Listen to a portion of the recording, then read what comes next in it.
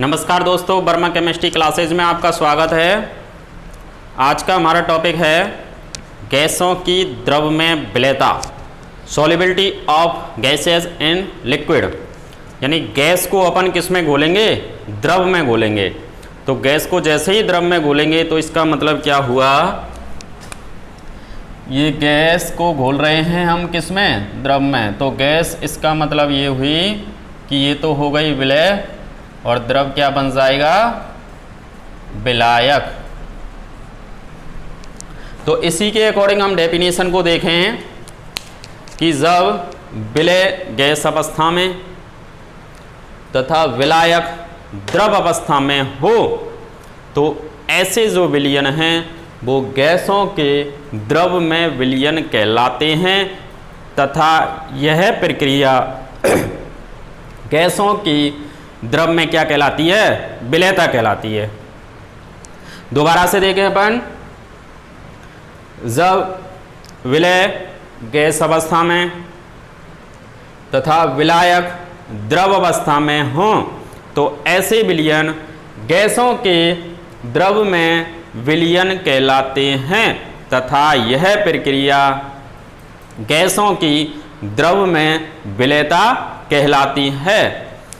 ये हुई इसकी डेफिनेशन की बात। अब देखें अपन इसको प्रभावित कौन कौन से कारक हैं जो इसको प्रभावित करते हैं। तो गैसों की द्रव में विलेयता को प्रभावित करने वाले कारक, गैसों की द्रव में विलेयता को प्रभावित करने वाले कारक। तो ऐसे कौन कौन से कारक हैं जो गैसों की द्रव में विलेयता को क्या करते हैं? प्रभावित।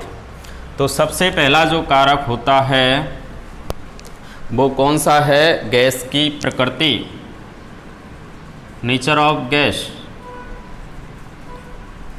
गैस की प्रकृति, गैस की प्रकृति के को देखें अपन कि ऐसी गैसें जो आसानी से जल में घुलकर के यौगिक बना लेती हैं वो जल में क्या होती हैं? अधिक विलेय होती हैं। कुछ गैसें ऐसी होती हैं जिनकी विलेय होने की जो क्षमता है वो जल में क्या होती है? अधिक होती है। वो आसानी से क्या होंगी? जल के साथ क्रिया करके यौगिक बना लेंगी और आसानी से किस जल में क्या होंगी? घुल जाएंगी। जैसे बात करें अपन NH3,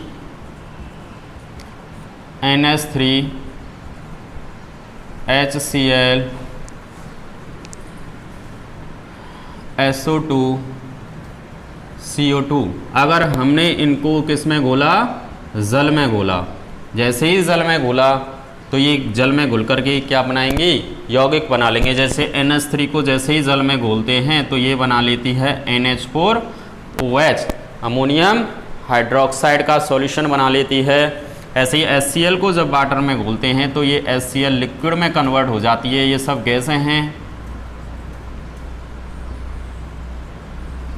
और SO2 को जैसे ही हमने जल में घोला तो ये बना देती है H2SO4 और इसको जैसे ही हमने CO2 को जल में घोला तो ये कार्बोनिक अम्ल H2CO3 बना लेती है। तो ऐसी गैसें जो आसानी से द्रवित हो जाती हैं, आसानी से किस में कन्वर्ट हो जाती हैं? द्रव में कन्वर्ट हो जाती हैं।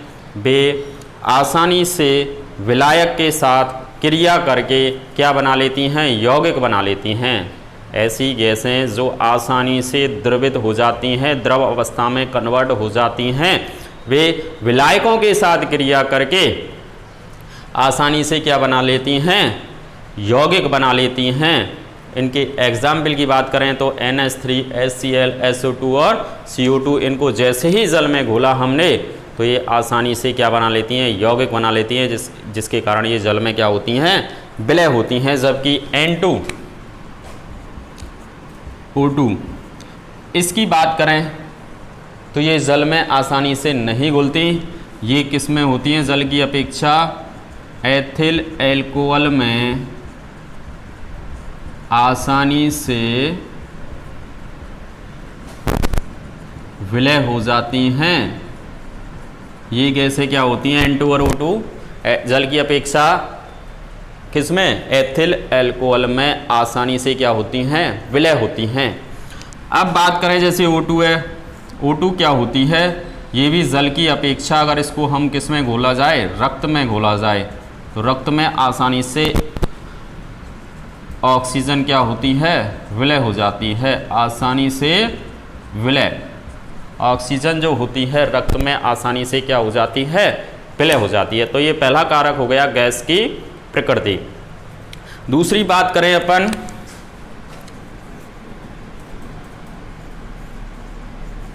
विलय तथा विलायक की प्रकृति, या विलायक की प्रकृति कह सकते थे अपन। यदि विलय तथा विलायक दोनों की प्रकृति समान है तो यौगिक विलय होगा, अन्यथा नहीं होगा। यानी कह सकते हैं लाइक डिजॉल्व इन लाइक, समान समान को घोलता है। यहाँ क्या लिख सकते हैं अपन? समान समान को घोलता है। Like dissolve in like, like dissolve in like, समान समान को घोलता है। विलय तथा विलायक दोनों की प्रकृति समान है तो यौगिक विलय होगा, अन्यथा नहीं होगा। जैसे एग्जाम्पल की बात करें इसकी तो HCl लिया हमने।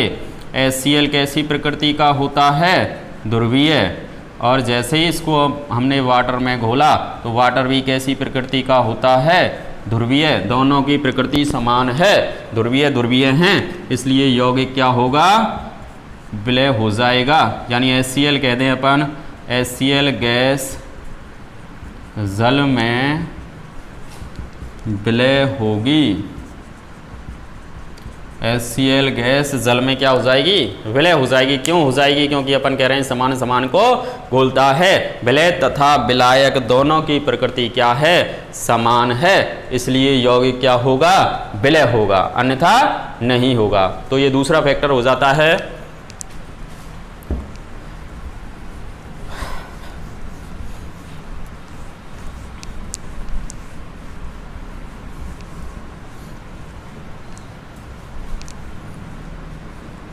तीसरा जो फैक्टर है वो है ताप का प्रभाव, इफेक्ट ऑफ टेम्परेचर। ताप का प्रभाव क्या होता है? ताप के प्रभाव के अकॉर्डिंग देखें तो गैसों की जो द्रव में विलयता है, गैसों की द्रव में विलयता,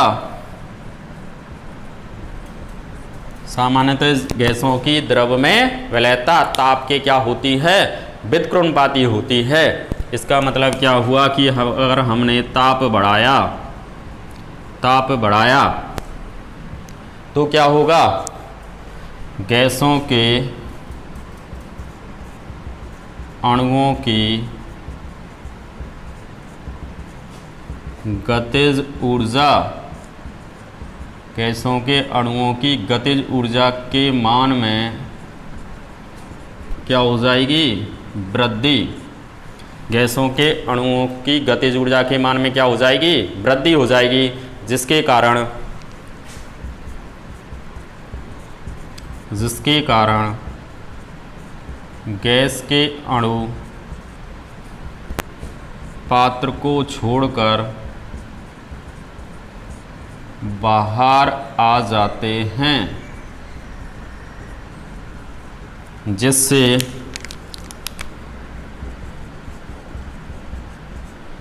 विलयता घट जाती है।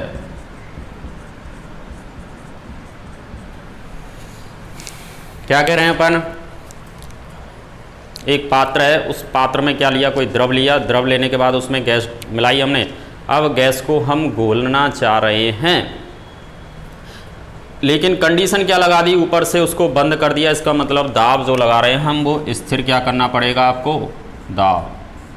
ये कंडीशन लगा दी हमने कि स्थिर दाब किया। स्थिर दाब पर और हमने क्या किया है? अब टेम्परेचर को बढ़ा दिया।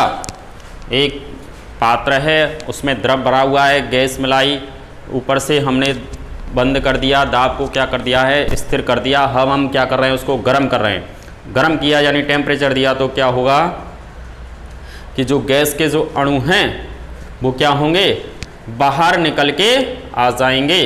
दाब को क्या कर रखा है हमने, स्थिर, क्योंकि ऊपर से कोई प्रेशर नहीं लगा रहे, हम कोई भी प्रेशर नहीं लगा रहे, तो गैस के जो अणु हैं वो उस पात्र को छोड़ करके कहाँ आ जाएंगे, बाहर आ जाएंगे, जिसके कारण गैस के अणुओं की विलेयता क्या होगी, घट जाएगी। जिस गैस को हम घोलना चाह रहे थे वो तो क्या निकल गई, बाहर निकल गई।